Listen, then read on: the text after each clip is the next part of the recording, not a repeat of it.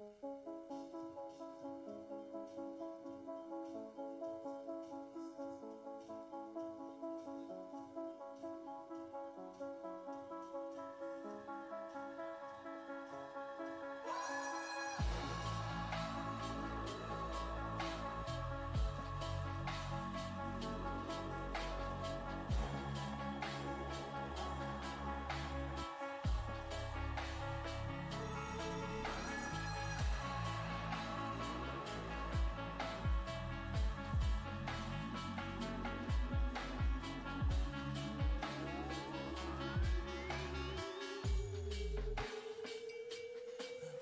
Yeah.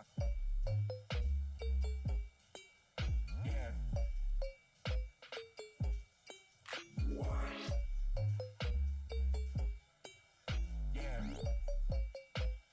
Yeah, yeah, yeah. Load that. Yeah. What? Yeah. Yeah.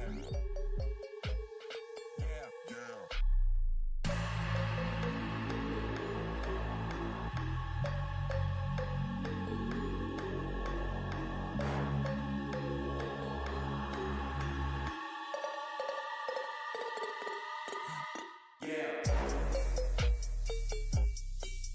Yeah. Yeah.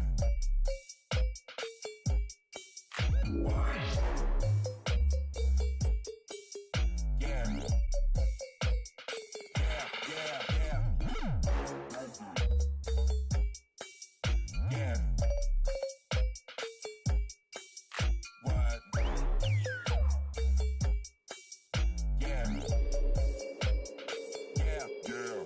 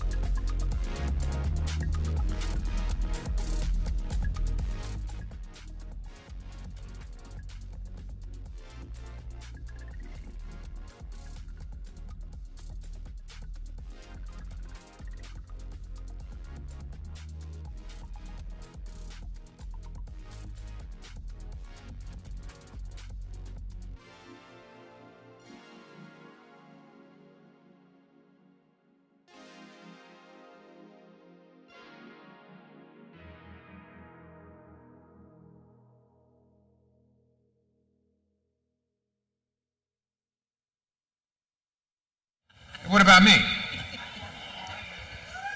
It's a package deal. She meant a package. you as well. Did she? I only heard you. When you say one name, you mean the other. Okay. We're a couple, right? Good afternoon, everyone, and welcome. You all look fantastic. And can I say welcome to Club Shay Shay today? Y'all didn't know, but it's going to be Cat Williams Part 2. Oh, my goodness. We're delighted to be here, and we're so thrilled that you could join us as well.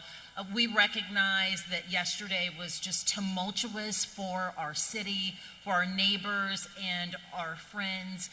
We have them in our thoughts and our prayers this afternoon, especially those who are having to pick up the pieces and clean up around their homes and their businesses as well. So we're thinking of them. Speaking of business, let's get down to business, shall we? We're going to ask you, if you're at the doors, just keep coming in, find your seat. We have such a robust agenda this afternoon, and we also want to be respectful of your time, so we're just going to keep things rolling here. This is your official welcome to the Texas Black Expo 21st annual summer celebration, 21 years. Yes. This is the Corporate Awards Luncheon. While you're getting settled, we of course have a few announcements for you. We are giving away several really great gift items in our raffle, including a 3-day, 2-night stay in the Bahamas. That's one of my favorite vacation destinations, let me tell you.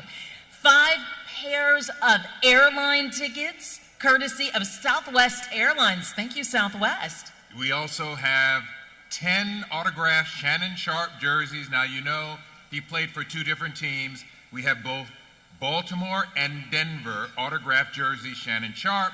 Also 10 autographed footballs. Scan the QR code on the screen or on your table to get those raffle tickets. All right, everybody, please take your seats. Take your seats. Take your seats. Take your seats. You want to take your seats because right now it's about that time. Ladies and gentlemen, please stand to your feet, get excited as we welcome the founder and CEO of Texas Black Expo Incorporated, Jerome D. Love, and head table guest.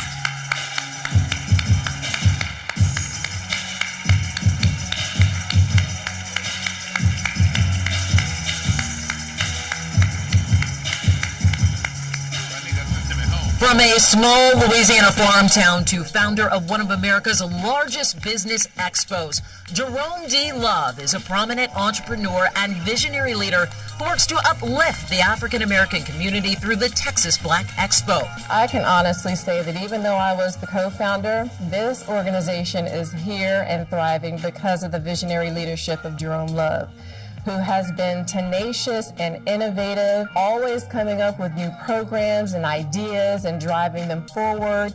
I feel a great sense of gratitude for him and his leadership. Jerome has a deep commitment to closing the wealth gap.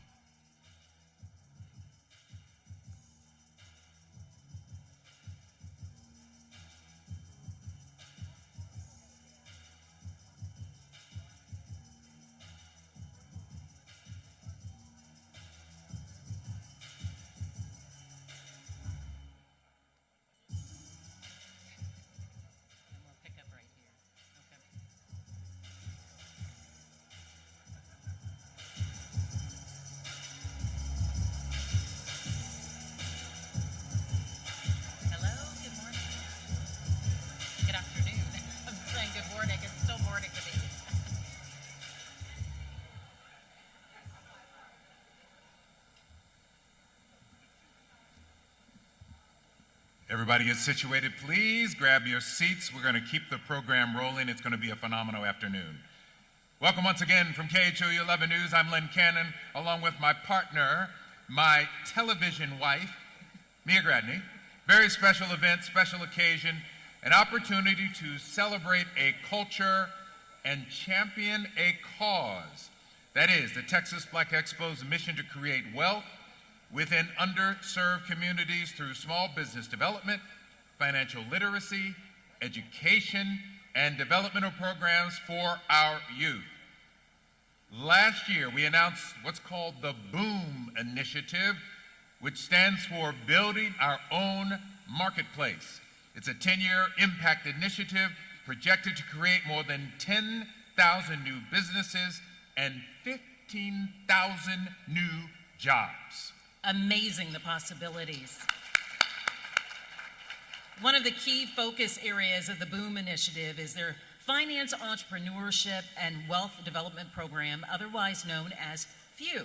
This was at the forefront in 2024, thus the theme, Education and Economics. TBE has developed a holistic program and curriculum that will teach kids the basics of financial literacy, understanding financial statements, as well as leadership skills and so much more, all in an effort to develop kids across the state of Texas to further enrich them. With a grant from the NBA Foundation, this dream is becoming a reality as they have established partnerships with school districts in the DFW region, San Antonio, as well as the Houston area. This was all made possible with the support of the NBA, as well as two local school superintendents, Dr. Tori Hill and Dr. Demetrius McCall from Channelview and Sheldon ISDs that hosted the FEW program in their districts this school year. In fact, the students that you see are from their districts this afternoon. Let's give it up for them real quick. Show them some love as well. The truth is, none of this would be possible without the generous support of our sponsors. So please, show some love to our transformation partners, Cigna and the NBA Foundation, our Texas champions, Arca Continental, Coca-Cola, Southwest Beverages, HEB, Memorial Hermann, Comcast, and Enterprise Rent-A-Car. For a full list of sponsors, please look at your program as they will be scrolling as well throughout the event on the digital screens for you this afternoon. Let's give all of our sponsors another big round of applause. And another reminder, scan that QR code on your table as well as on the digital screens. A reminder, we're giving away a trip to the Bahamas, 2 nights, 3 days. Invite your favorite anchors. Autographed Shannon Sharpe memorabilia, that's 10 jerseys and 10 autographed footballs. Airline tickets, courtesy of Southwest Airlines.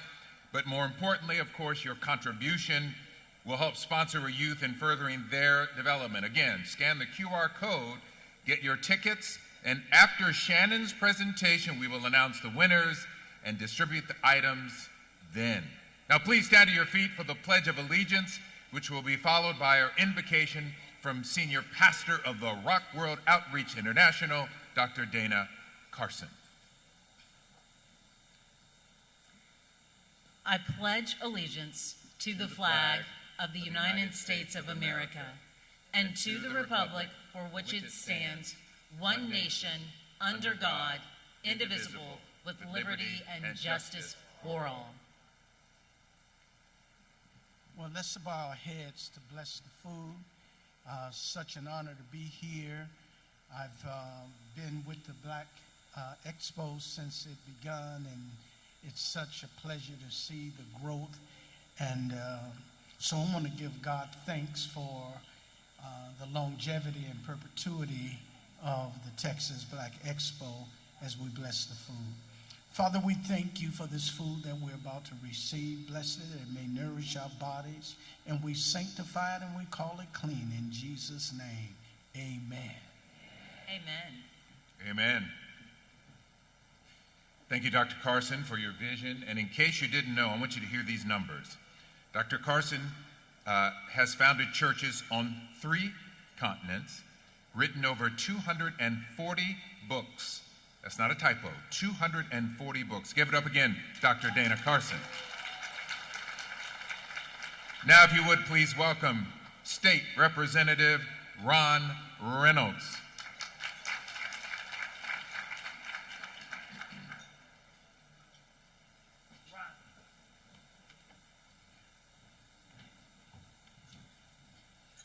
Good afternoon, everyone. Good afternoon.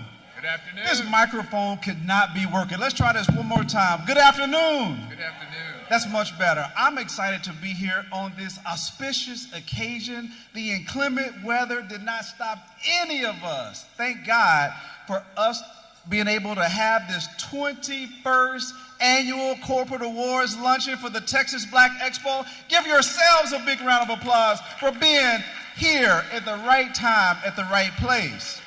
Let me tell you, and I'm gonna be quick. I think Pastor Carson set the tone to be very brief, because I thought he was gonna be up here a long time. I had time to get my speech together. But he was real quick. I know he surprised all of y'all.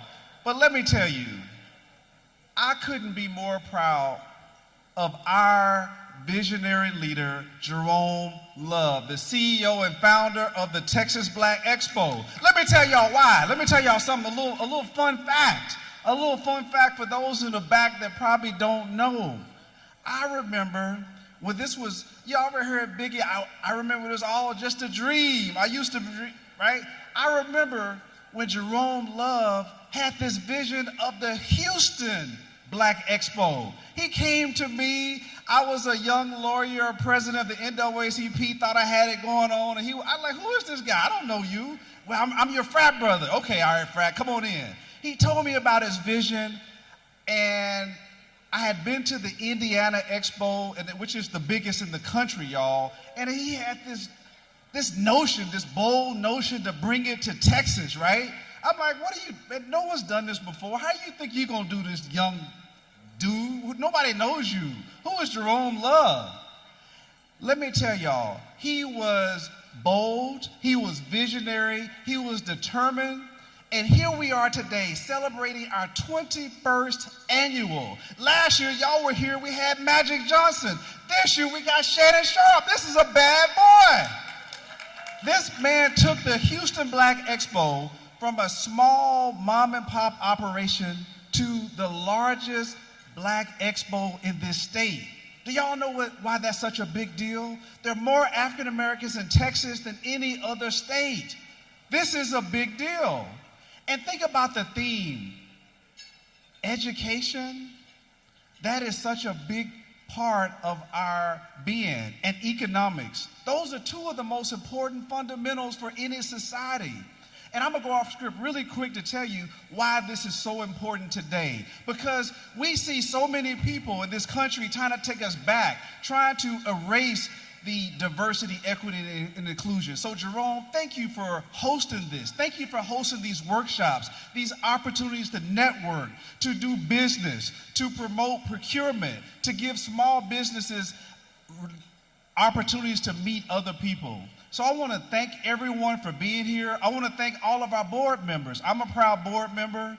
Would all the board members please stand up? All the board members of the Texas Black Expo, thank these men and women that are working side by side with Jerome Love to help fulfill the operation. And finally, y'all, I got one quick fun fact to tell you.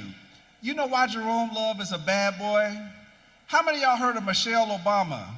Anybody in the room? If you didn't heard of Michelle Obama, please exit the room, please. Okay? Barack Obama's wife, a bad woman, right? Well, y'all ever heard of the Image Awards? Anybody heard of the NAACP Image Awards? Anybody? Well, I'm a proud, national board member for the NAACP, and I voted for Jerome, but honestly, Jerome, I didn't think you were going to win. I said there's no freaking way that he's going to win when he's competing with Michelle freaking Obama. Long story short, when the votes were tallied, Jerome Love beat out Michelle Obama and others for a best self-help podcast, y'all. Give it up for Jerome Love, and welcome to the 21st annual Texas Black Expo Corporate Luncheon. God bless you. Thank you.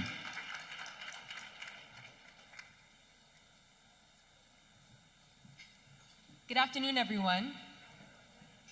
My name is Darius James, and I'm a rising junior in the Macomb School of Business at the University of Texas at Austin.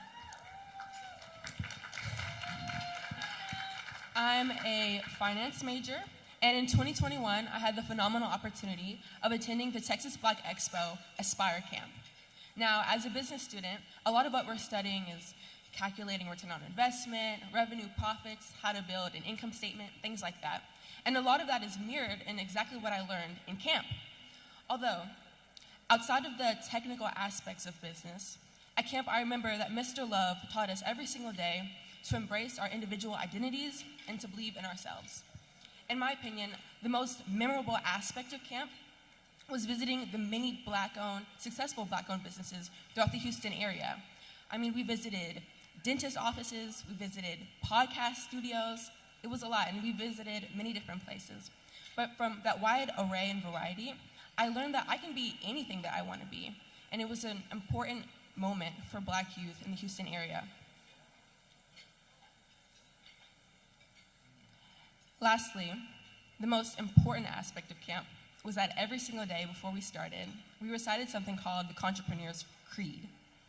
Today we're going to be able to experience that firsthand, and to lead us we have Dakari Andres from Channelview High School. Take it away, Dakari. Thank you for the introduction. How's everybody doing today?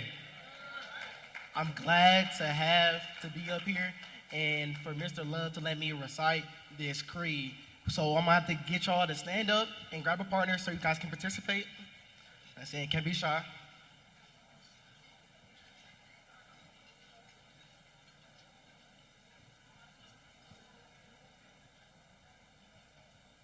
Everybody has a partner?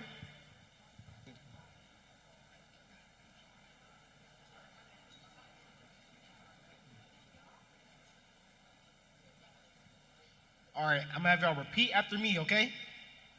Okay, say to your partner, if I were you, then I wouldn't be me.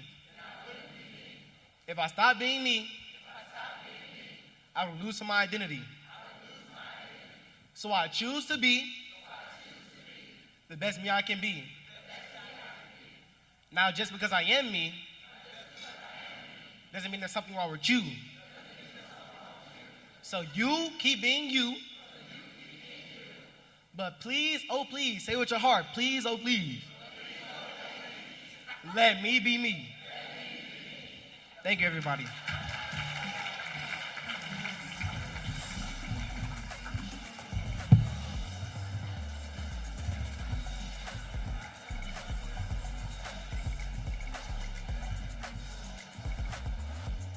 Oh, I love these young people. Darius, when you gonna preach, brother? Amen. Darius, James, and Dakari, congratulations. Thank you for sharing your time with us today. They are what it's all about. And now for more on our Texas Black Expo impacts, we're going to show a brief video followed by remarks from James Harris from HEB and board chair Dr. Johnny O'Connor. Now please turn your attention to both screens.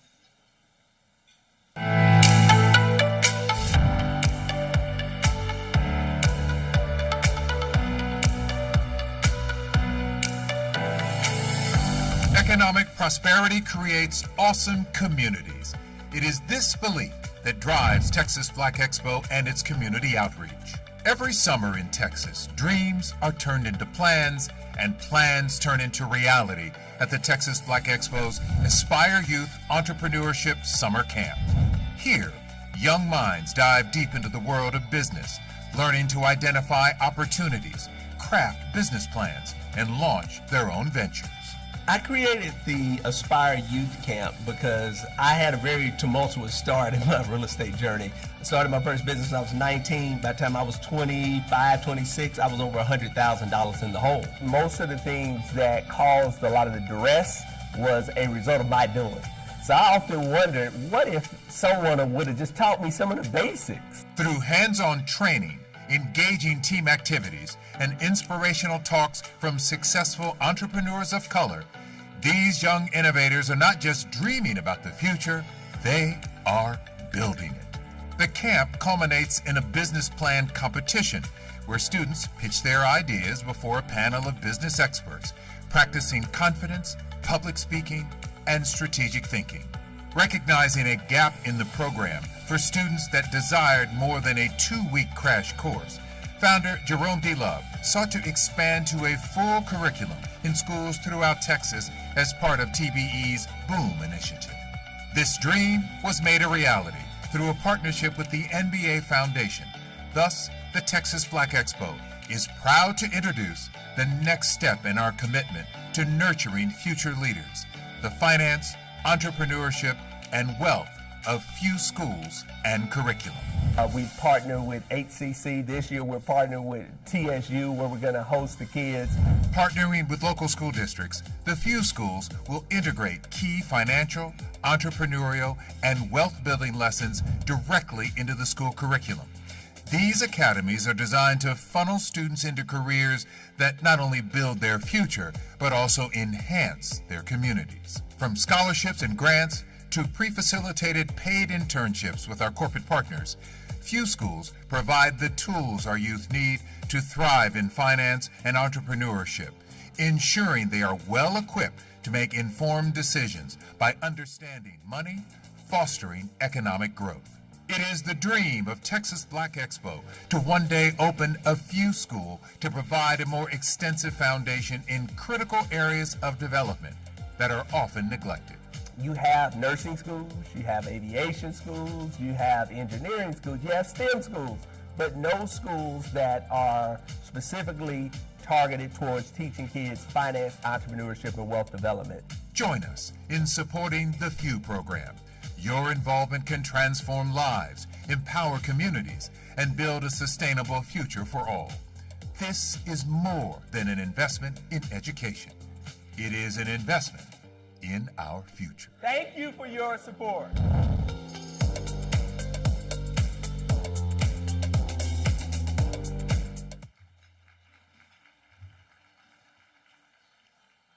Good afternoon, everyone. If I can just go off script a little bit, Representative Reynolds and I were the original board members of the Texas Black Expo, back meeting this office with Jerome. So give it up to the original members of the Texas Black Expo board. And I too have heavy heart as I have my hearts and prayers for those who were affected by last night's storm, and just know that HEB will stand at the ready to do what we need to do to support in any way possible. So I am James Harris. I'm the Senior Director of Diversity and Inclusion and Supplier Diversity at HEB. HEB has a long-standing history of giving support to the communities where we live, work, and play. To show how that shows up, back in, well, I don't want to go that far back, but 21 years ago, HEB was the first title sponsor of the Texas Black Expo.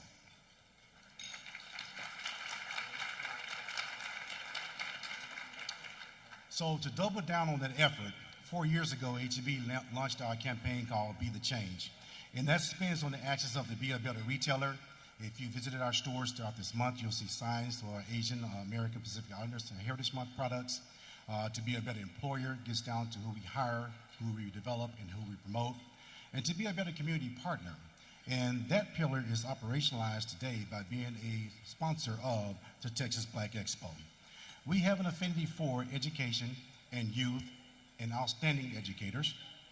To undergird this principle, HEB on 2 weeks ago had our Excellence in Education here in Houston, where we awarded roughly $480,000 to educators and administrators. That's $480,000. And since 2002, that program has rendered roughly $13 million toward Texas educators and administrators. Beyond that, our Read 3 literacy program has donated over 5,000 hours in reading at stores, libraries, and in the community, and has donated $750,000 towards grants and scholarship toward our youth. So it is not a far stretch for us to be a supporter of the Texas Black Expo E2 initiative, which also supports education and administrators. But to tell you more about that is Dr. Johnny O'Connor, Board Chair of the Texas Black Expo and lifelong educator. Dr. O'Connor. Good afternoon. My name is Johnny O'Connor, and I'm the Board Chairman of the Texas Black Expo, and I have the privilege of introducing you to 15 amazing educators today. As a lifelong educator who has worked in education at every level, I understand the critical role that education plays in the development of our youth and communities. Educational excellence, or E2 as we call it, is our way to highlight amazing work of those educators that support these students. Their work often goes unnoticed and unappreciated. However, their impact is apparent across the nation and in a variety of professions. I will now read the names of our honorees along with the award category. I ask that you hold your applause until the end. Honorees, please acknowledge yourself as I call your name.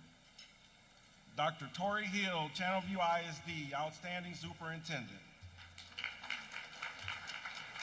Dr. Tori Hill wasn't able to accompany us today because of the storm, but he does have representatives from Channelview ISD here present today. Dr. Jennifer Butcher, Abilene Christian University, Outstanding Education Administrator in Higher Education. Carlicia Wright, Lone Star College, Outstanding Higher Ed Administrator. Dr. Jerry Wallace, Lone Star College, Montgomery, Outstanding Higher Ed Administrator. Dr. Arthur Sylvester, Harris County Department of Education, Outstanding Central Office Administrator. Everett Hare, Alief ISD, Outstanding Principal. Newman Owens, Channelview ISD, Outstanding Principal. Dr. Andronetta Scott, Humboldt ISD, Outstanding Principal. Dr. Wiley Johnson, Beaumont ISD, Outstanding Principal. Ebony Barnett, Clear Creek ISD, Outstanding School Counselor. Tiffany Simon, Rhodes School for Performing Arts, Outstanding Teacher. Dr. Shalonika Klus, Sheldon ISD, Outstanding Teacher.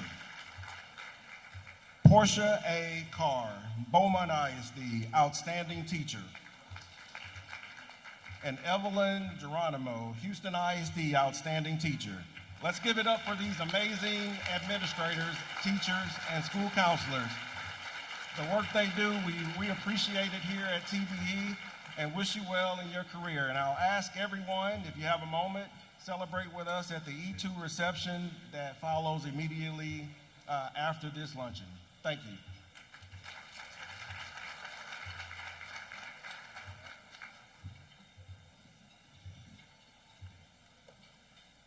Give it up again for our educators. Formal recognition for our E2 honorees will be immediately following the luncheon at the JW Marriott Ballroom. Please enjoy and continue lunch.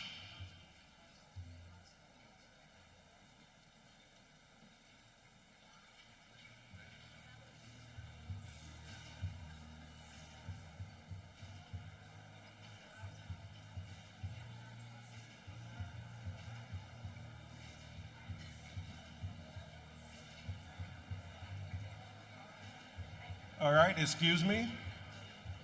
I was told, or I was informed we missed a person. I want to give her proper due.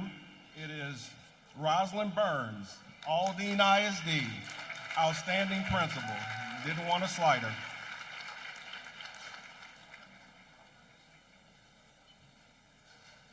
You can now proceed with your lunch.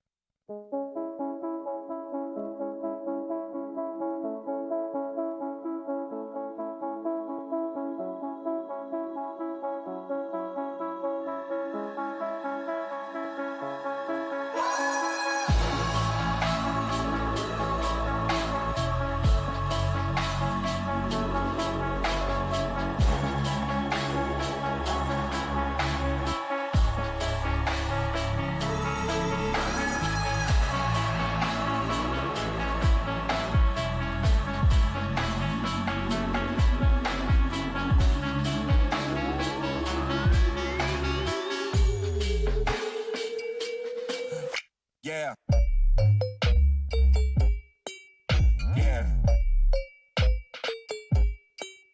What? Yeah. Yeah, yeah, yeah. Loaded. Yeah. What? Yeah. Yeah, yeah.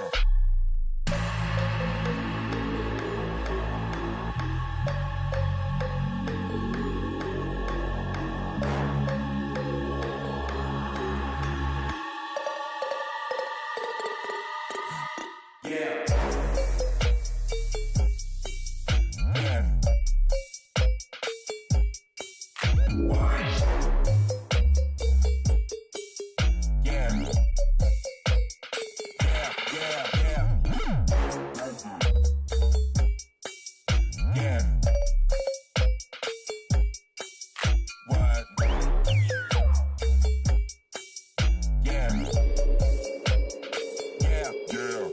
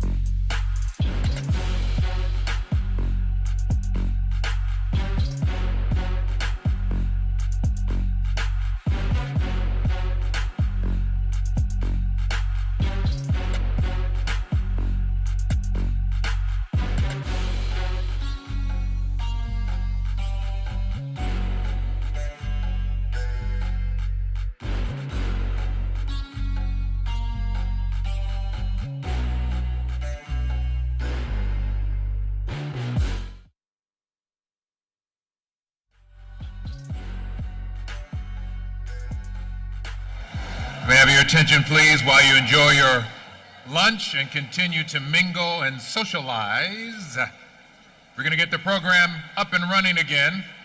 Remind you, everybody, we have tickets for the Bahamas, 3 days, 2 nights. Yeah. Yes. Shannon Sharpe will not be going with you. But I'll go. But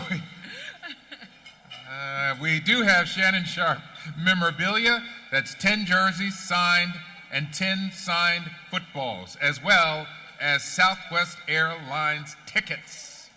Keep in mind, the goal this afternoon is to underwrite 100 students to be able to participate in the few programs so you can see the work they are doing. Your work will help to support a student, so please, once again, scan the QR code and support. The Texas Black Expo motto is, "Economic prosperity creates awesome communities." During the pandemic, they sought to further their mission and message digitally to expand their reach nationally. Thus, CEO and founder Jerome D. Love created the Black Money Tree podcast. In 3 short years, this podcast has reached millions of listeners across the country, and this past March, they were awarded their very first NAACP Image Award. For more on this historic moment, let's take a look. What did you think when you were nominated for the NAACP Image Award? Honestly, the first thing I did is I went to the website and I saw Michelle Obama's picture. And when I saw that we were in the same category as Michelle Obama, I immediately said, we're not going to win. My mind said, well, at least I'll be able to say that we were nominated. Then I went to Laverne Cox's website, saw she had 2 million followers. Then something in my mind said, well, man, this is a once-in-a-lifetime deal. I got to give it my all, and I jumped into action. I started to call, text everybody I knew, all my people at my church. My kids were emailing their friends. And what do you know? We found out that we beat Michelle Obama and won the NAACP Image Award for Outstanding Podcast and Lifestyle and Self-Help. It's just an amazing testament. I think it also speaks to a lot of people don't really maximize their potential because they give up too quick. I basically chose to believe that I can make it happen, and I stand today as an NAACP Image Award winner.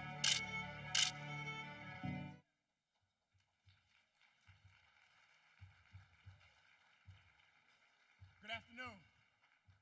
Good afternoon. I'm Grady Prestige, and I'm one of Jerome's friends, and I'm a Fort Bend County Commissioner.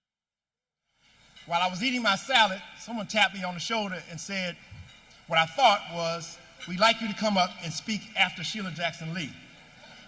And I thought about 10 excuses not to do so. Those of you who've been on a program with Sheila Jackson Lee, you don't want to speak after her. You want to get it in beforehand.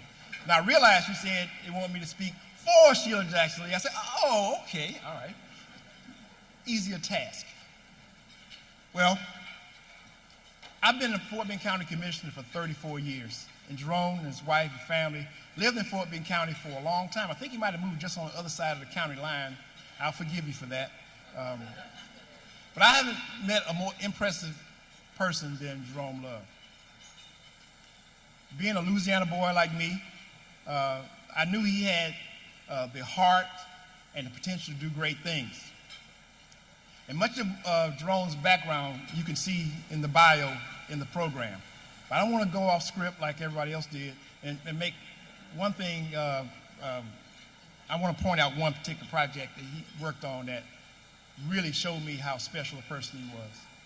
We both must have watched the same episode of 60 Minutes one time about a program in New England where they were taking federal relief funds from the pandemic to feed families. And Jerome and I talked on the phone. I probably hear from him every week with a new idea. But this is one where he talked about, let's try to feed people who are in distress, families who are affected by the pandemic. And so I told Jerome, I'll find the money, you do the program. And he devised the We All Eat program. And you can see in the program, we fed over 700,000 families during the pandemic. It was a wonderful program. But one thing about that program, despite the fact we fed the families, we kept 24 restaurants in business that would normally have shut their doors during the pandemic. And they made it through the pandemic, and they're all thriving well right now, all because of Jerome Love. So without any further ado, I want to introduce you to a very special person. Family man, entrepreneur extraordinaire, and the NAACP Image Award winner.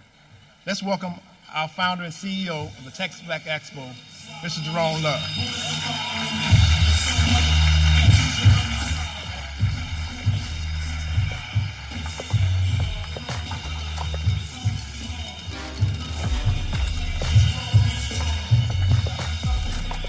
All right. Thank you so much, Commissioner Prestige. You know, as we were hunkering down last night in the ballroom for our lives, I was actually reminded of a story that I wanted to share. There was a man that was in a neighborhood that was prone to flooding, okay? And on this particular day, it was raining, and the water started to rise, and it was all the way up to his roof. And as he sat on his roof, peering out over the water, a good Samaritan comes up in a boat. And he says, hey man, the water's gonna keep rising. I want you to get in so we can get you to safety. And he says, no, I prayed and God is going to save me. So the guy says, no, you didn't hear me right. The water's going to keep rising. You need to get in this boat. And he says, no, I have faith. I'm not getting in the boat. So the guy leaves. And sure enough, the water rises. He drowns. And he goes to heaven, goes through the pearly gates, and he sees God, and he's mad.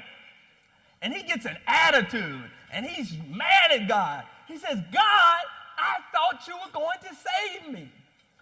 And God looks back with an attitude, and he says, fool, who do you think sent the boat?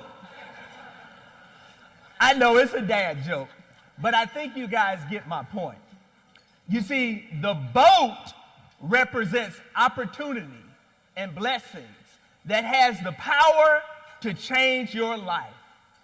But far too many times we miss our opportunity or our blessing because it comes in a package that we didn't necessarily expect.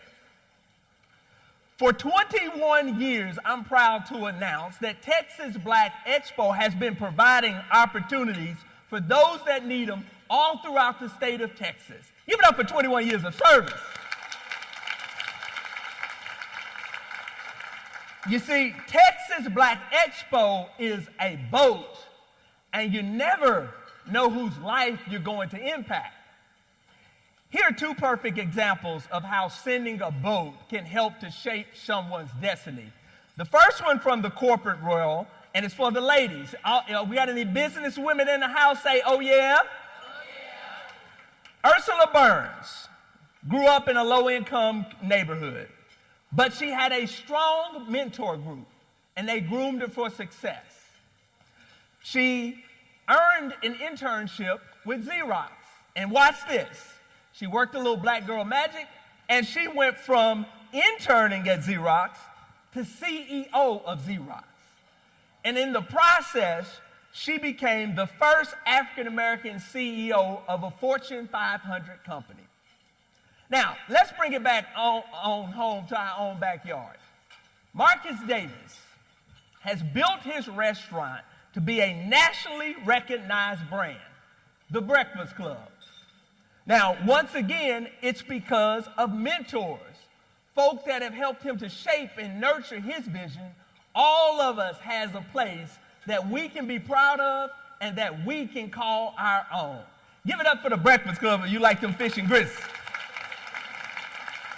You see, now Marcus has a boat, and we've been standing in line for good food ever since.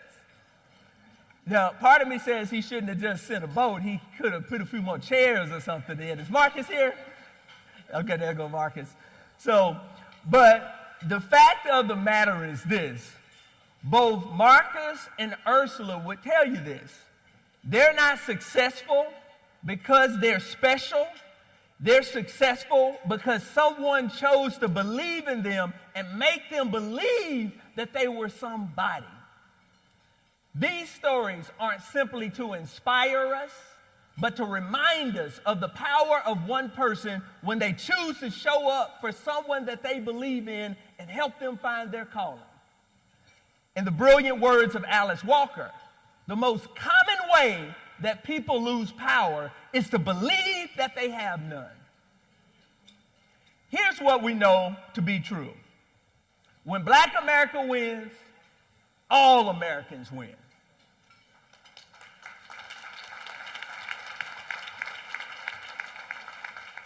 If I were to tell you that if you gave me $1, that I would give you 5, what would you do? You would keep giving me dollars, right? And every single time I would multiply that, right? That would just make good sense, right? So let's do a quick example here real quick. So I got in my hand here, I got $1, okay? And this is what I'm going to do. I need an example. Let me get somebody. Can you stand for me, Ms. Presage? All right. I got $1. Everybody see the $1, right? I got $1. I'm going to give it to you, right? Now, in this hand, I have $5, okay? Now, can you give me the 1? I'll give you the 5. Does it sound like a deal? All right. She gave me the 1. I gave her 5. Now, she has $5. Give me the 5.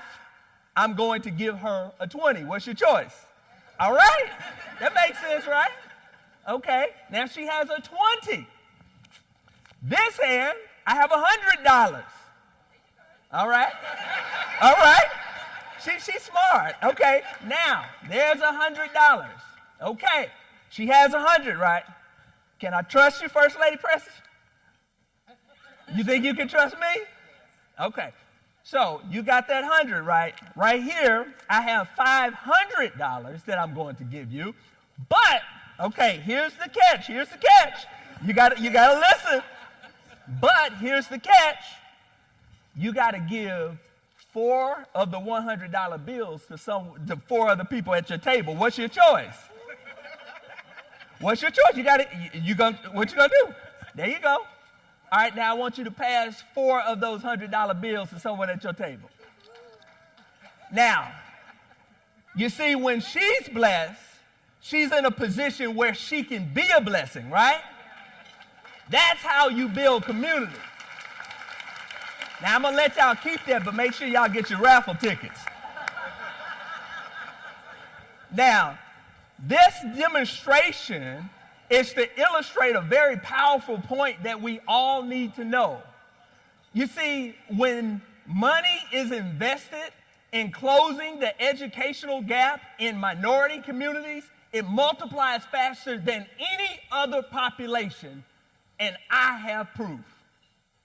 According to research by the National Bureau of Economic Data, for every $1 invested in educational improvements for minority students, African American students, it yielded an $8 return.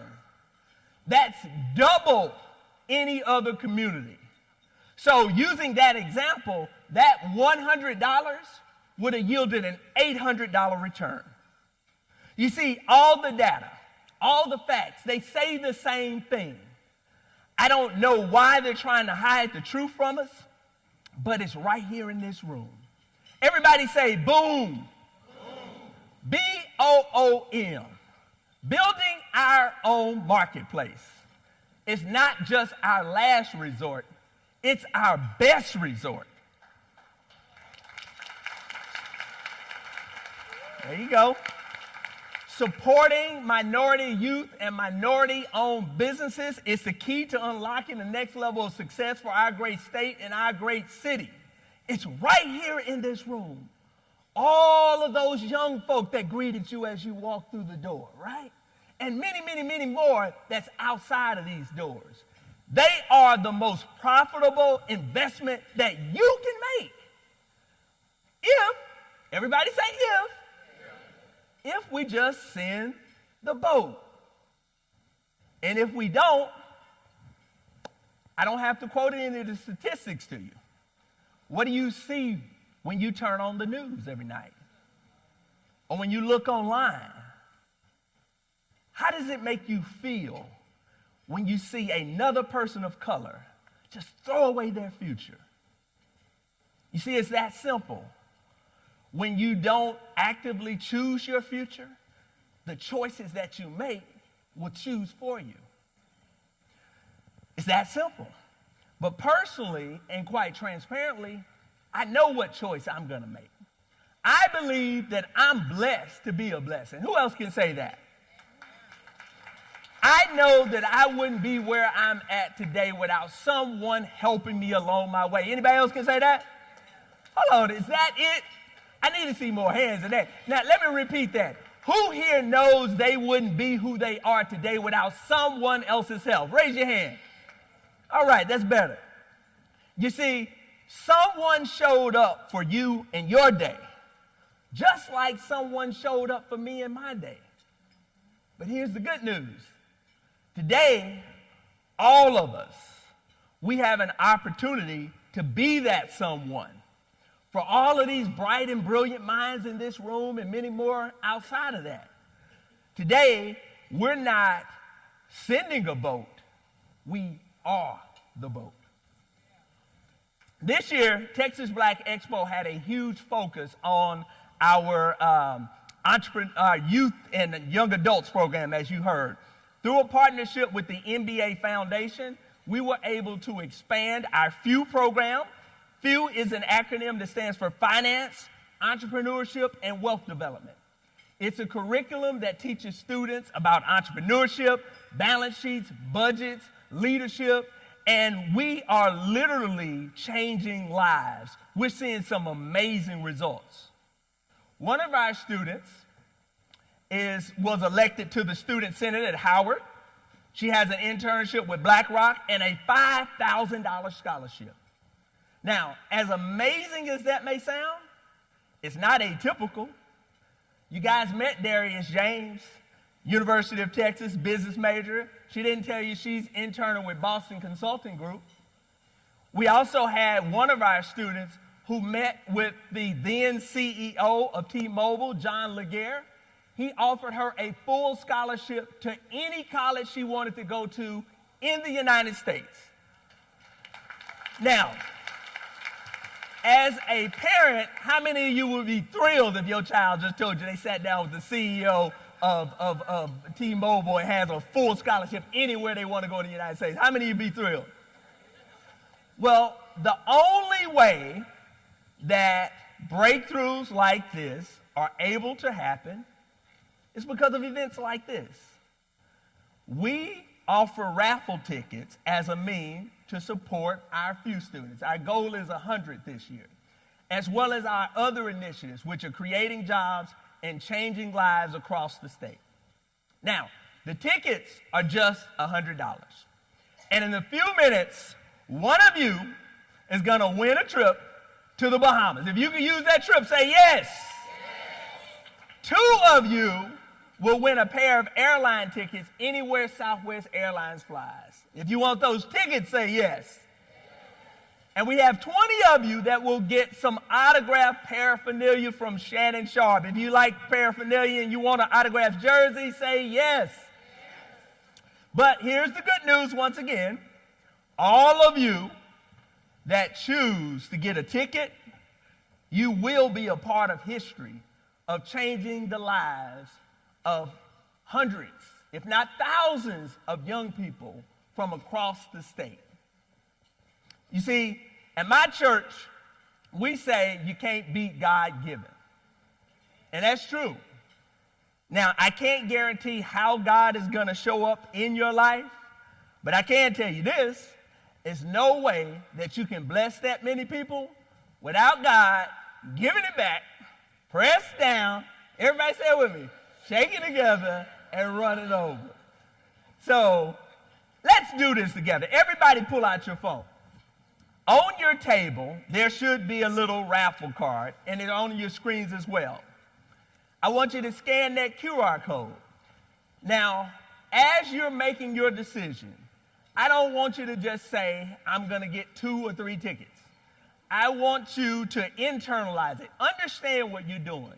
Say, I'm going to personally help to support the lives of 2 or 3 young people. And a lot of you can do more than that, okay? Maybe you want to get 10 or 20 tickets. It's a great tax write-off. It could be part of your annual giving campaign. The more tickets, the better.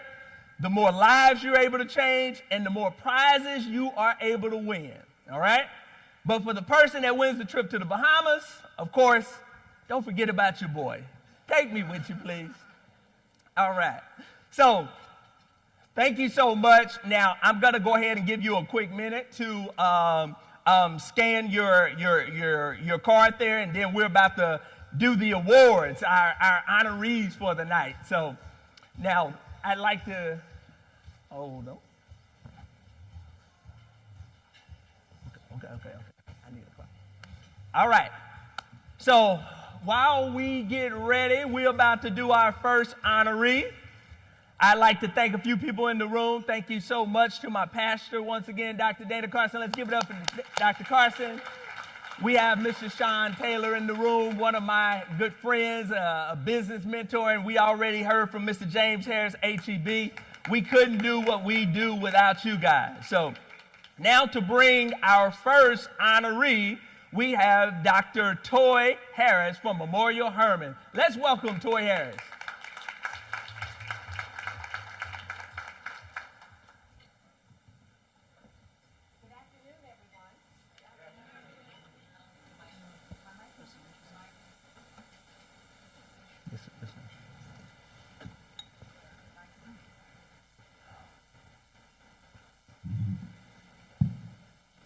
Greetings, is that better? Yes, okay. Good afternoon, everyone. Well, as the commissioner said, it would have been hard to follow Congresswoman Sheila Jackson Lee. I feel the same way about Jerome Love. Let's give him another round of applause again for that.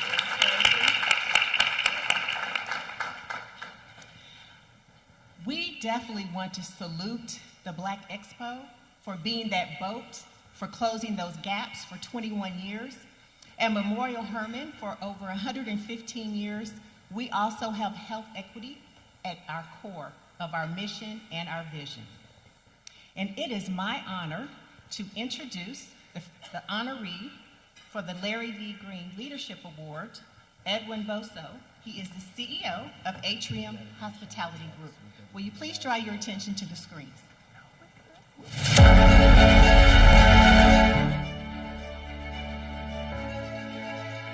This honor gives me a feeling of overwhelming joy. I lived in Houston for 20 years. I've seen the city grow. I have run several businesses in the city. I've had a long-standing relationship with the Texas Black Expo. So being honored is the accomplishment of a lot of things that we've worked on for several years. I think what I've learned is that people's ambitions in life are often limited with what they know or think they can achieve. So I think it's important to have role models to be able to stretch beyond the boundaries of what you see every day. And today I think the internet makes it a lot easier. Hosting this group of young people at the restaurant was an amazing experience. I have to admit that I went there not really knowing what to expect, which questions they were going to ask. So I saw the joy in their eyes. I saw them also somewhat intimidated. But they broke out of that very quickly. We had a good time. They asked very good questions. I was truly impressed with the quality of the questions they were asking. I think they learned a lot. I certainly did.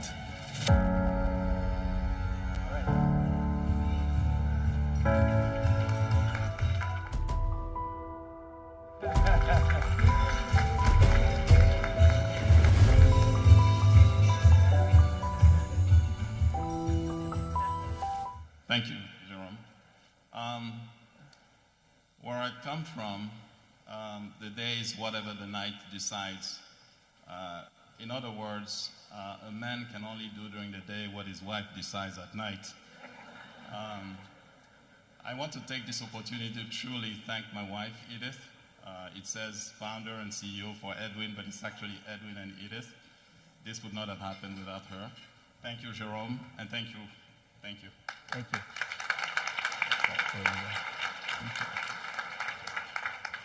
All right, next up, we have Kimberly Funderburk from Cigna, and she's going to present our Corporate Excellence Award. Come on. Yes, ma'am.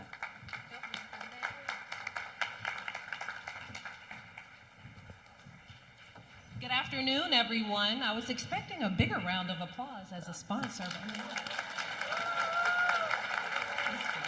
But hi, everyone. I'm Kim Funderburk. I am president of Cigna's Government, Education, and Health System Business Division, and we are quite proud to be a transformational partner for Texas Black Expo Incorporated. And on behalf of the entire Cigna team, many people here today with me, it is my extreme honor and pleasure to be here with you today. The resilient Houston, I flew in from Atlanta today. So extreme pleasure to be here with you today to present the Corporate Excellence Award. So please point your attention to the screens.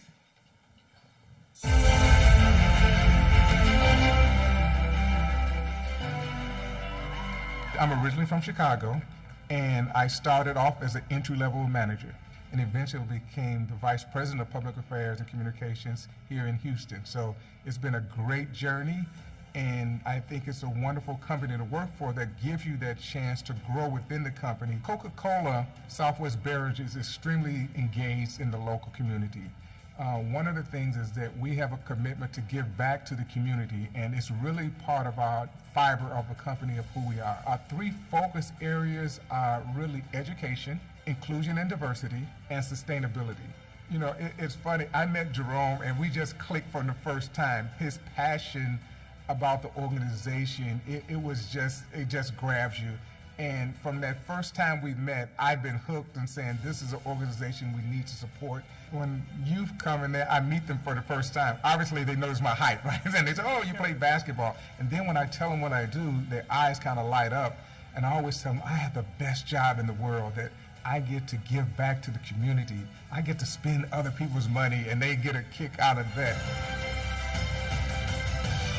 Ladies and gentlemen, please join me in welcoming Morris Smith of Arco Continental Coca-Cola Southwest Beverages. Right here, one picture.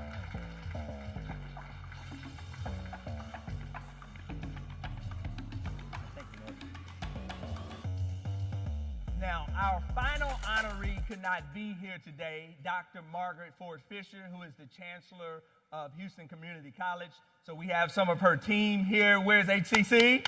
Let's give it up for HCC. We'll make sure we send the award home with you guys, but please direct your attention to the screen.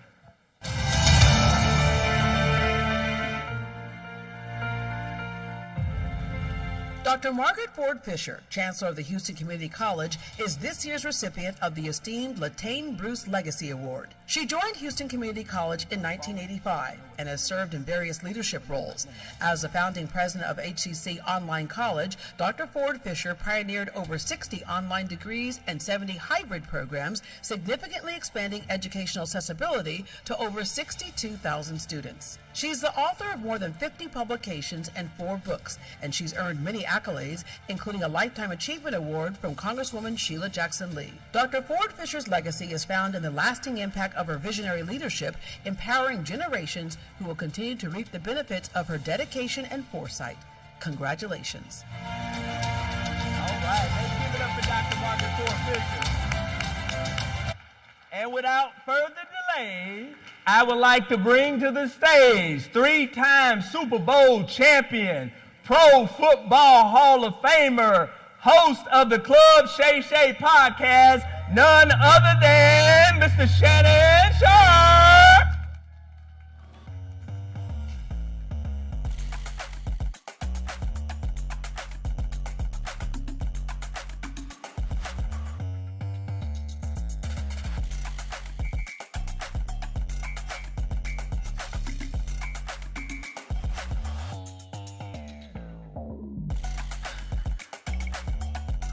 All right, thank you so much, Shannon, for joining us on the Black Money Tree podcast, the NAACP Image Award-winning Black Money Tree podcast. Thank you, man. Appreciate you having me.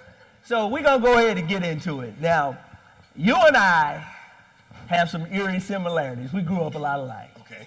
You were rural Georgia. I was rural Louisiana. Okay. Okay? You like them 3 honey buns and a soda? I would get 1 honey bun and an orange Sunkiss. Okay? You're the youngest of 3, I'm the youngest of 4. Oh, got you. Okay? Yeah. You pick tobacco, I pick cotton. So there are a lot of similarities in terms of the way we were raised, and I know that old school, I'm not going to repeat myself type mindset. So the question is, what parts of Shannon then has created the Shannon that we see before us today, that old school thinking? What parts of you then has created the Shannon we see today? Everything. My upbringing, seeing my grandmother struggle, seeing the love that she had for my brother, my sister, and myself. My grandmother raised her 9, took my mom's 3, and raised them as if they were her own. She loved her 3 grands more than she loved her own kids. And the only thing my brother and I talked about when we were growing up, how do we get her out of this environment? How do we get Gran into a house that has indoor plumbing, that has central heating and cooling, and when it rains, she doesn't get rained on? That was my thought process. I wake up every morning saying I never want to eat cold oatmeal. I never want to eat the animals that I had to eat. And I never want to go back to that situation. Now, occasionally, I go to the store and I'll buy a can of, people gonna laugh, Vienna sausages. Or I'll get bologna. But that's a choice. Yeah. Nothing wrong with that. But I know where I came from, and I know what I don't want to repeat again. Yeah. So everything that you see, the discipline, the structure that my grandparents instilled in us, and I was having a conversation with the young kids in the back, and I told them, discipline requires you to do your very best when no one else is watching. See, I know you'll do the right thing when someone's looking at you, but will you do the right thing when no one is watching? And so I get up every day trying to be the best person, trying to be the best boss, trying to be the best employee I possibly can. Yeah. All right, thank you so much. That's a great answer. Now, let's reverse it. Small town, a lot of people, small-minded type of thinking. Yeah. They, I know in Lake Providence, Louisiana, that's where I grew up. You had the guys that just sitting on the corner with the wine bottle. They would work hard, but all they did was live for the weekend, you know? So many times if you try to advance and do more, not coming to all the cookouts and this, that, and the other, everybody say, oh, you think you better than us, you know? So how have you learned to, I guess, embrace your upbringing but not being trapped by some of the pitfalls of it?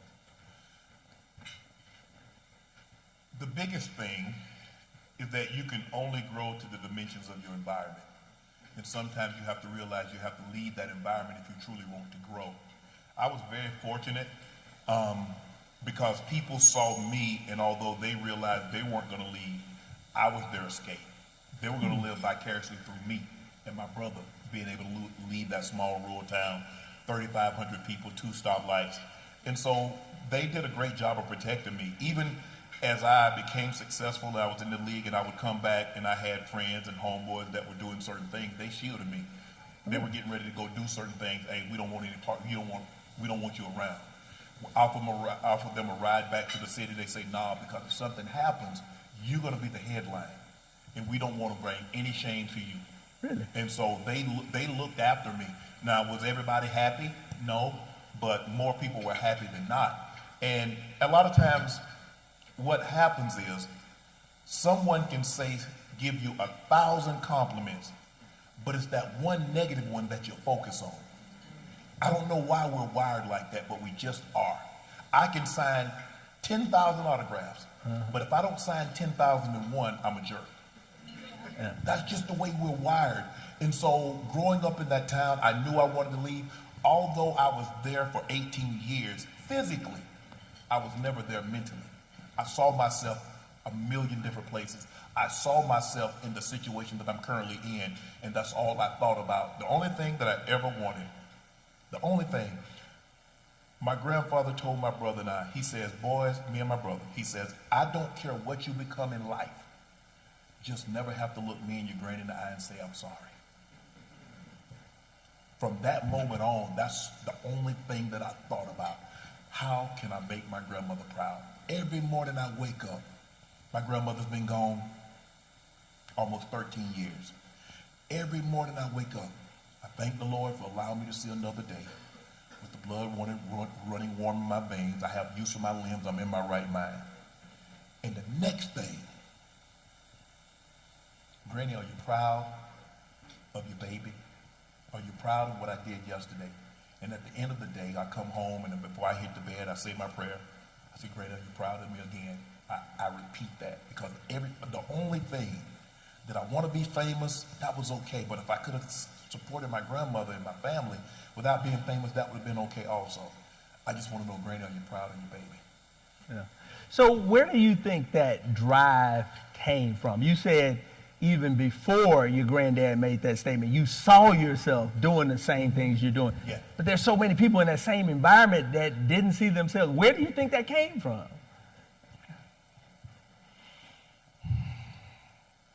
I always wanted to be something. I always wanted to be somebody. And, you know, I think some of you guys that have followed my career, you hear me talk about my grandparents a lot because they mean so much to me. Because I've never had any role models that didn't live in my house. Every person that I wanted to be, every person that I looked up to, I could look across the dinner table and I could see them. I think it probably had to be, growing up, my brother slept in the bed with my grandfather. I slept in the bed with my grandmother until I was 15, until my brother went to college. So I slept in the bed with my grandmother until I was 15. This had to be about 1973 or 1974. And my grandfather and my grandmother was having a conversation. And my grandfather said, Mary, I might be dead and gone, but them two boys are going to make something of themselves. And I specifically remember hearing him say it. He said, that young one, that little one, Mary, he going to be special. And I always, when people believe in me, the one thing I don't want to do is let them down. I never want to let anybody down that believed in Shannon Sharpe. And so for me, growing up, I started working at the age of 5, working in the tobacco fields. We caught chickens, we cropped tobacco, we clipped onions, we watermelons and baled hay for $5 a day. And let me tell you what my discipline, my hard work came from. My cousin, believe it or not, when I was younger, they used to call me Pee-wee because I was so small. And we worked for a guy named Joe Taylor, Mr. Joe, rest his soul. And my cousin, they called him Sundown because one day the sun had started to going down and he said it was time to get off work. So they called us Pee-wee and Sundown. I let my cousin talk me into going to Mr. Joe to ask for a raise. Now we're making $5 a day and we're working from cane to cane. When you go to the field, you can't see, and when you go home, you can't see. And I let him talk me in and say, well, go ask him to give us the raise. So I said, Mr. Joe, we be working hard, Mr. Joe, man. We need to make more money than this. He said, well, Pee-wee, how much you think you should make? You know, we're making $5, so I figured $1. He said, you got it, Pee-wee, no problem. So now we're making $6 a day. The next day, me and my cousin, we go out there. We're not working as hard as we once were. We got a raise. I'm feeling good about myself. My sister didn't say a word. We back there playing. She gets home.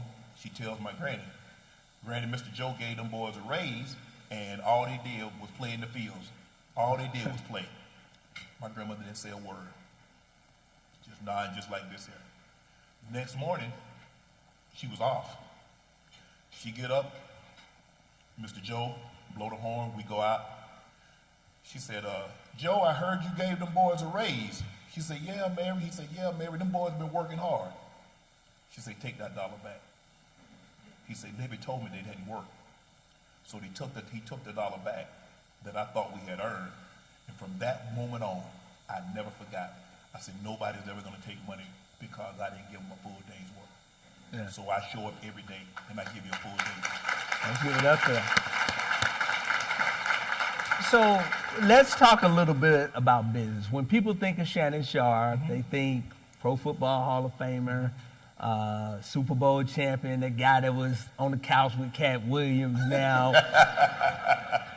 But people don't necessarily say businessman. But you're succeeding at a high level in some very competitive industries.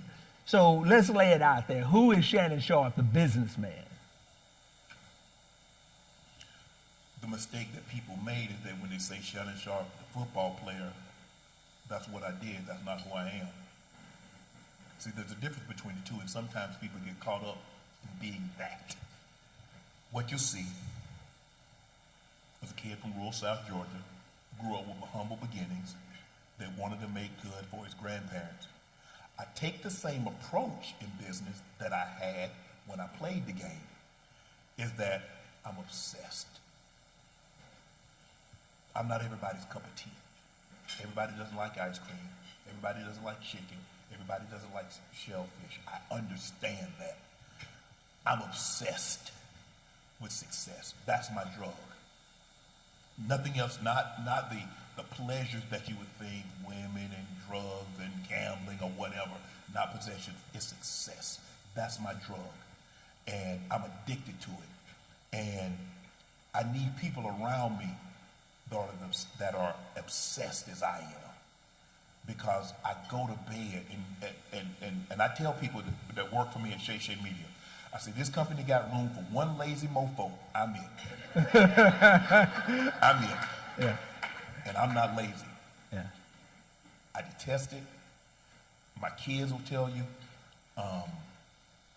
But Shannon, the businessman, works as hard, if not harder, than Shannon, the football player, because God blessed me with certain abilities that you don't necessarily get, and I got a late start into the business world, because it was something that I never wanted to be a businessman. I wanted to be a professional athlete, make my money, take care of my money, take care of my family, and then whatever happens after that, I can live with whatever it was, because I didn't really see myself in the media. I didn't see myself owning businesses. I just saw myself being the best man, son, father I could be, best athlete I can be, and then whatever happened after that I can live with.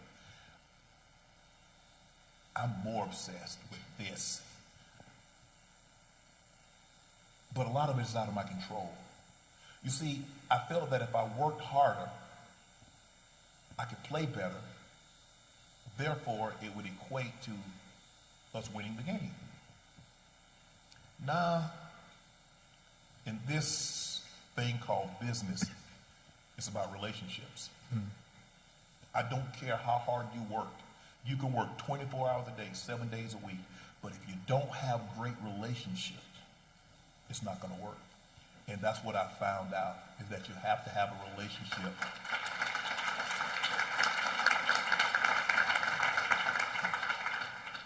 People have to want to work with you. Because a lot of times, if you have a great relationship, you might not be the most qualified for that job. But, man, I had a great conversation with Shannon Sharpe one time. Man, I think he would be great for this. He might not be the best, but I like working with him. And that's what you need. But the obsession that I have, you have to deny yourself a lot of things. I haven't gone on a vacation since 1996. I make no apologies for that.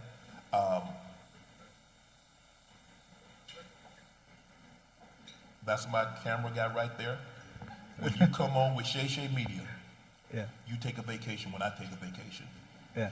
And if you can't deal with that, that's fine. There are probably like 30 people that got resumes in that want to work for Shay Shay Media. We're going to take a break after the NBA finals. We're going to take 2 weeks off, 3 weeks off. We'll come back for a week. We'll take another 2 weeks off, and we'll repeat the cycle all over again.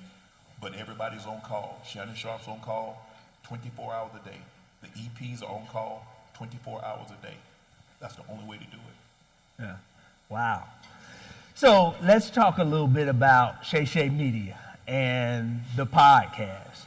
That is, podcasts and social media in general is something that's not necessarily dominated by, people your age, even my age. But you've taken this by storm. Was that your idea? And if not, were you resistant to it? No, I wasn't resistant to it. I kind of started a podcast during the pandemic, and I wanted to give people a release from not being able to go anywhere. Their normal lives were kind of turned upside down. And when I started the podcast, my producer, CJ, he's like, man, we need to do a podcast. You should do a podcast. I was like, man, CJ, I don't know. I said, well, how do we go about it? I was like, man, he's like, I tell you what, just do it. And I said, well, how do we get guests? He said, just call people in your phone, who you have.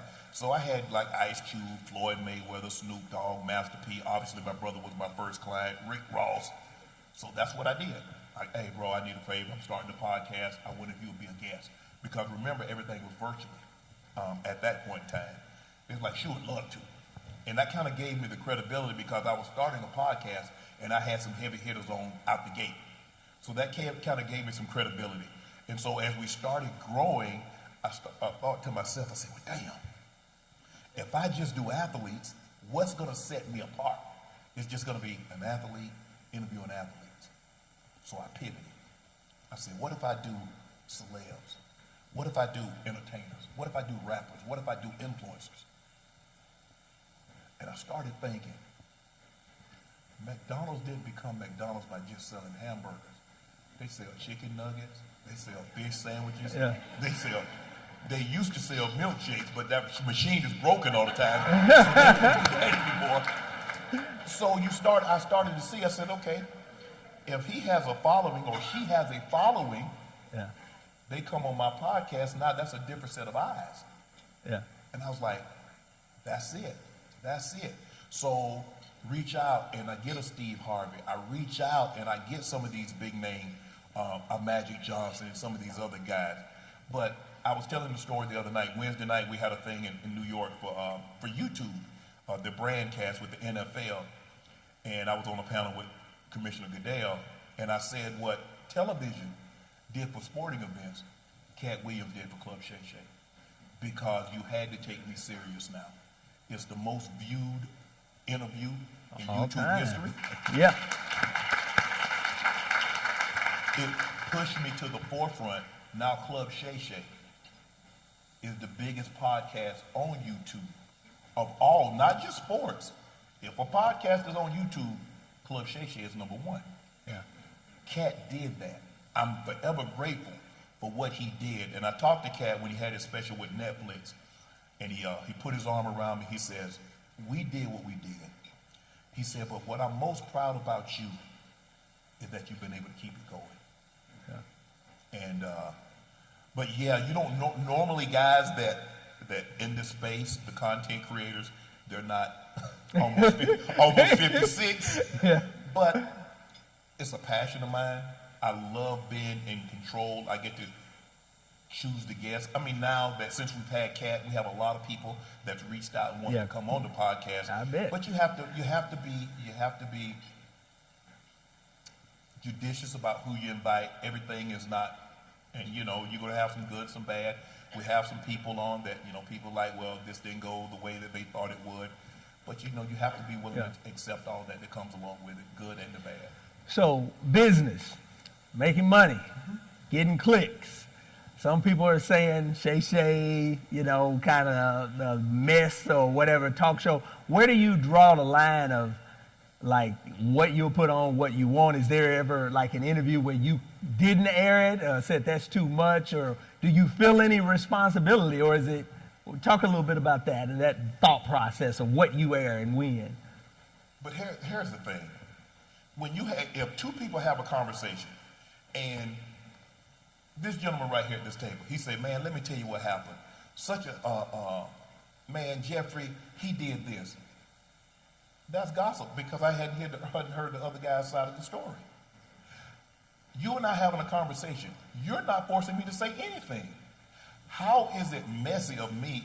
I thought when you have a conversation, I don't say interview, when you have a conversation, I ask a person a question. If they answer the question honestly, how am I being messy? I just asked a question.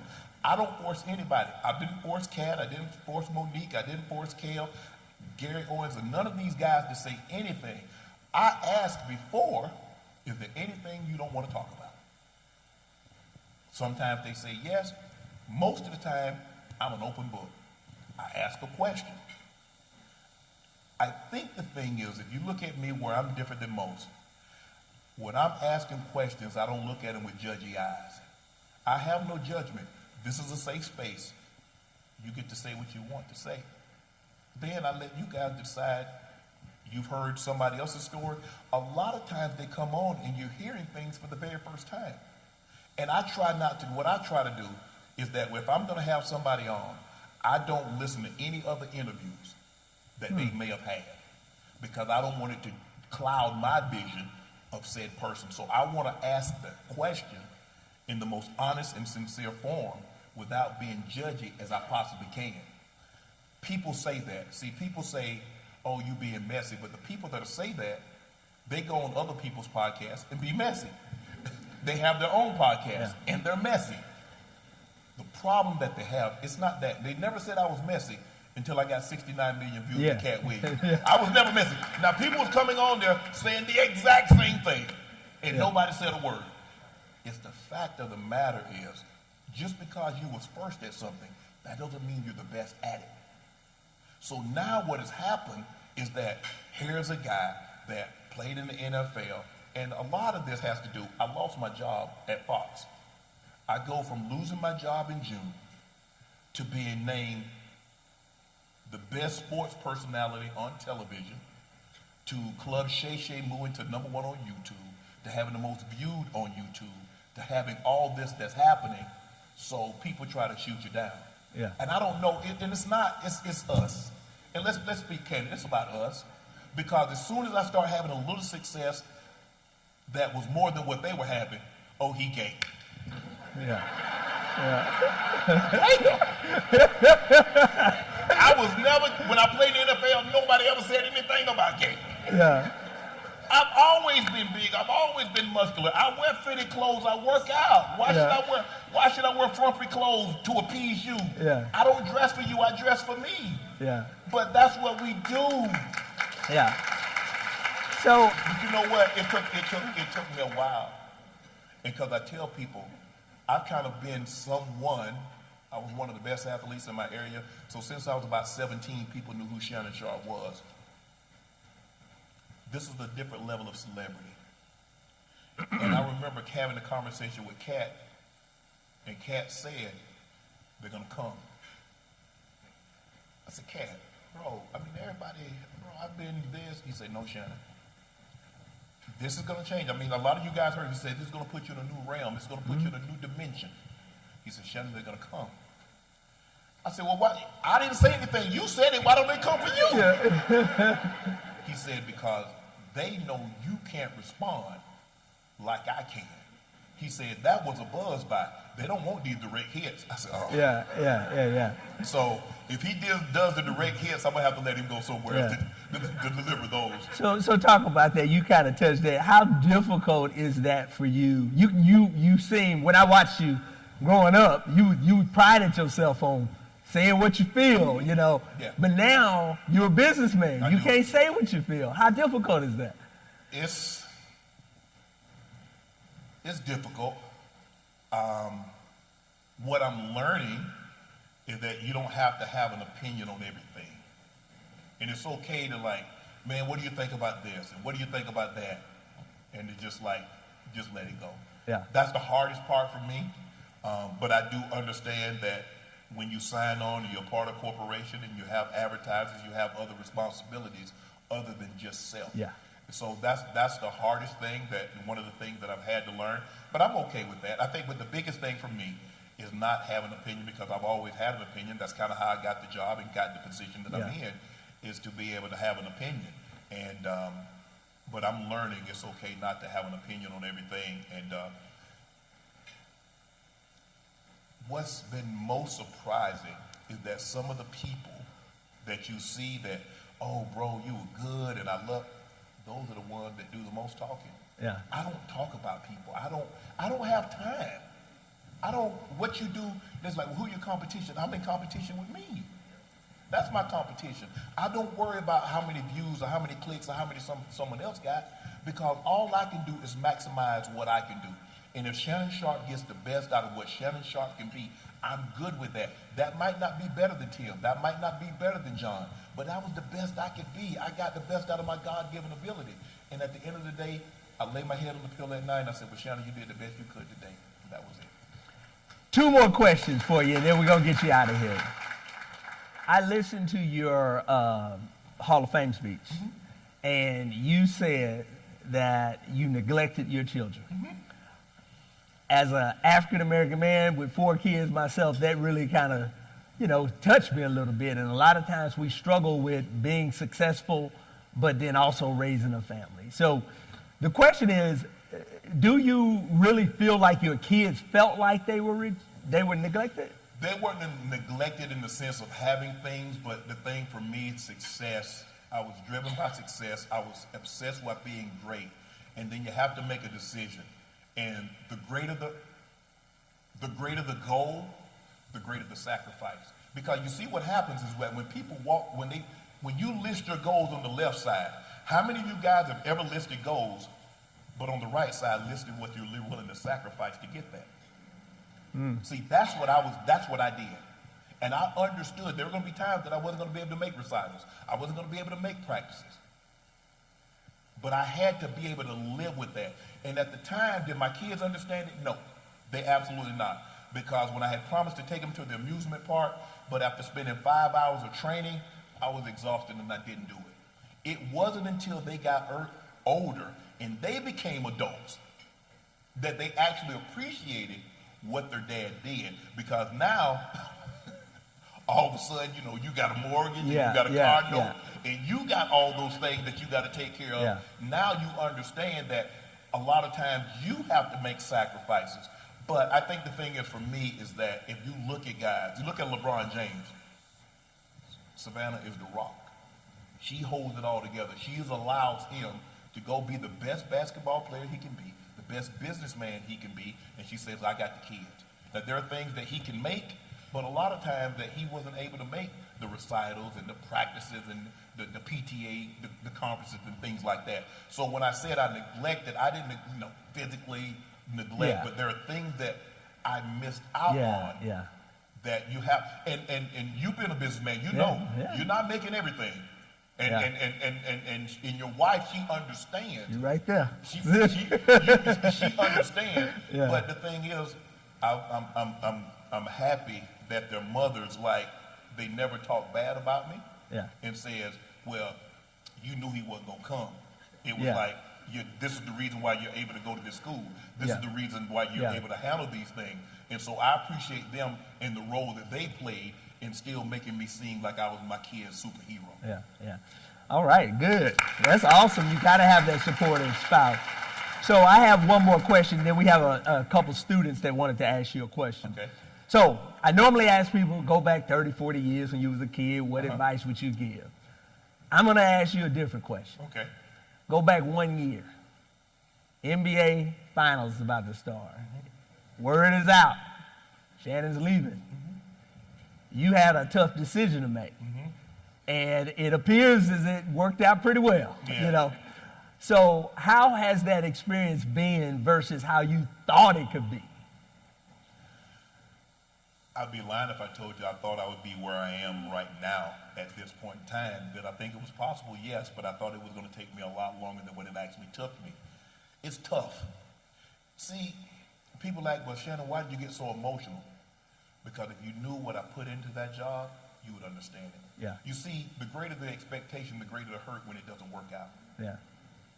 And I poured so much into that. I gave up everything.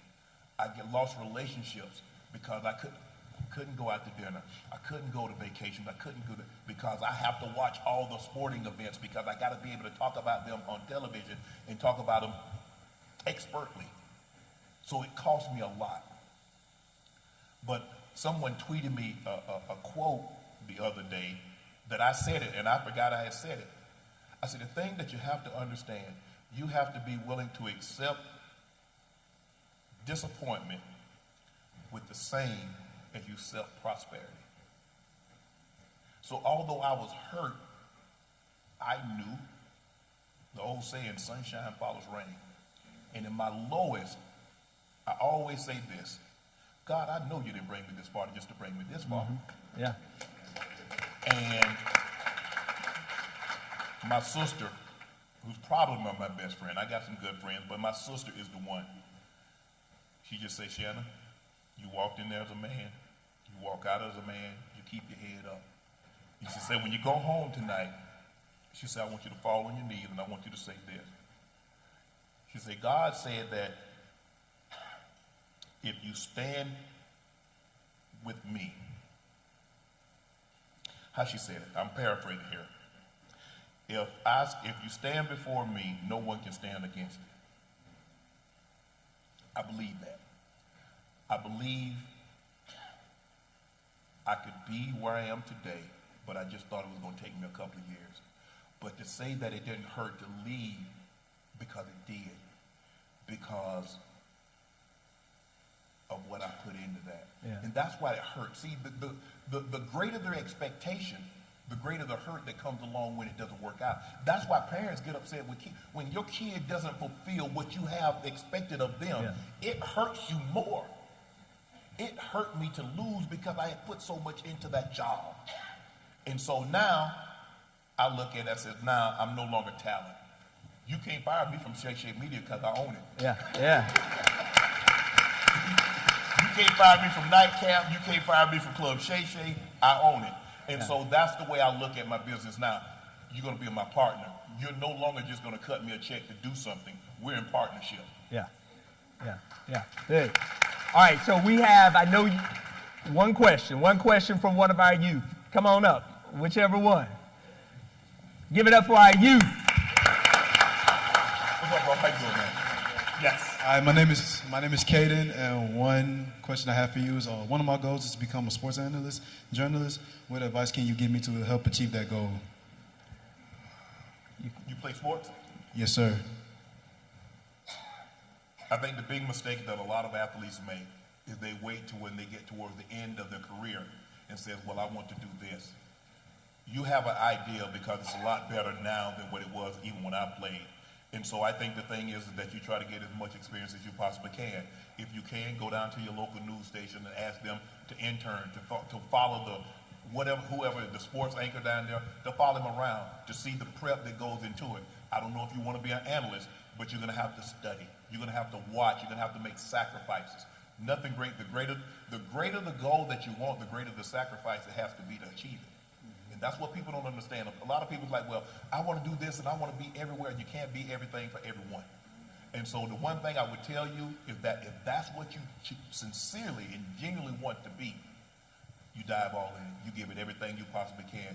You become obsessed with it. And you try to mirror people that are in that profession that you see, like, I kind of like the way he does it, or I kind of like the way she does it. And you become immersed in that. But it can be done. You can achieve anything. Where's Prayer View? She's a Savannah State grad, and her and I were talking.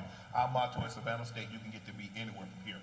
And so you can accomplish anything that you want to, but you've got to believe it. Because if you don't believe it, you don't believe in you, why should I believe in you? Mm-hmm. So best of luck. Continue to work. You got to work hard. You got to be disciplined.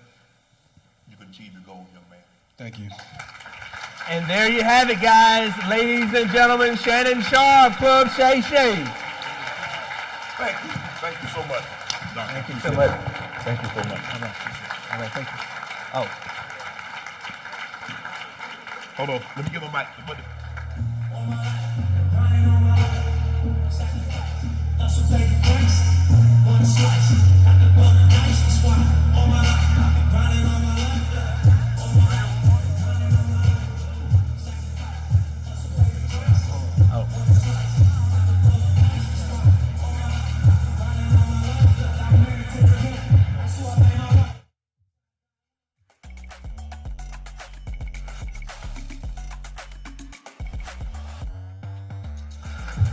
All right, give it up once again for Shannon Sharpe.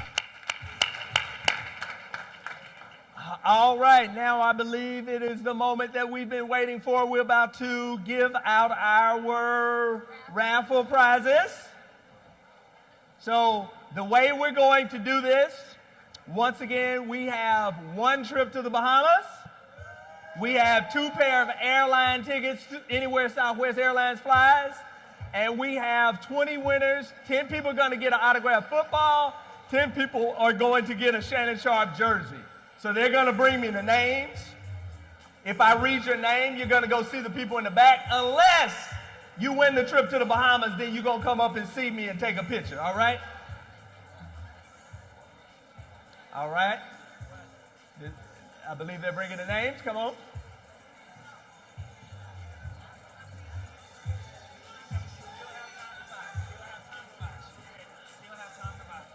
Okay, we're going to give y'all 2 minutes to still make your purchase, and then we'll be back to make the announcements. Oh, we got them? Okay, all right. Okay, all right. Matthew Lewis, you got a football. We got Kip Edwards, you got a football. Allison Neal, a Baltimore Ravens jersey. Dornita Paul, a Ravens jersey. Dave Feldman, Broncos jersey.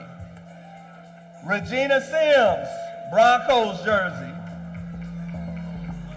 Richard Lunch, a football. Ron, who do they see? They come up here? Are we coming up here? All right. So I said,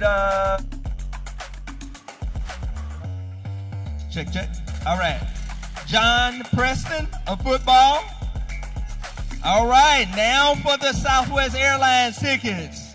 Sean Taylor, right there. You got your Southwest Airlines tickets. The second set is Amber Cusharan. All right, you got airline tickets courtesy of Southwest Airlines. Denver Broncos jersey, Patience Stern.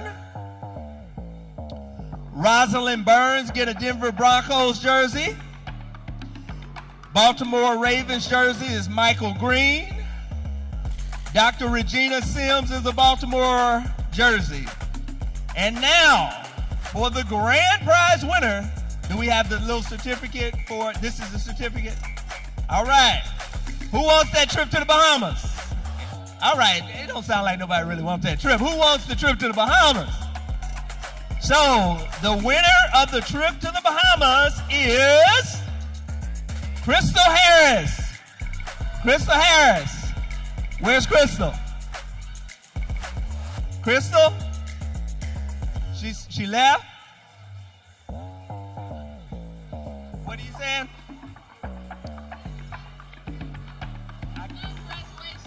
Oh, Crystal had to go to her son's graduation, so that means my wife is going to take it on her behalf. Nah, I'm just messing. Oh, you know her?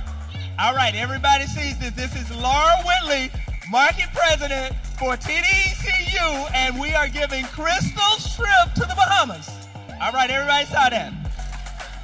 So, that being said, thank you guys so much. Remember, the E2 reception will be right across the hall in the Ballroom B.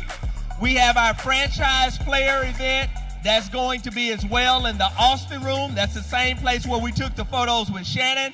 And make sure you come out tomorrow. We have a youth activation with robotics and STEM, a financial planning program, thanks to our friends at Smart Financial. And the king of the trill, Bun B, will be live on the Black Money Tree podcast tomorrow at 12 noon. So thank you guys for coming out. Thank you for supporting Texas Black Expo.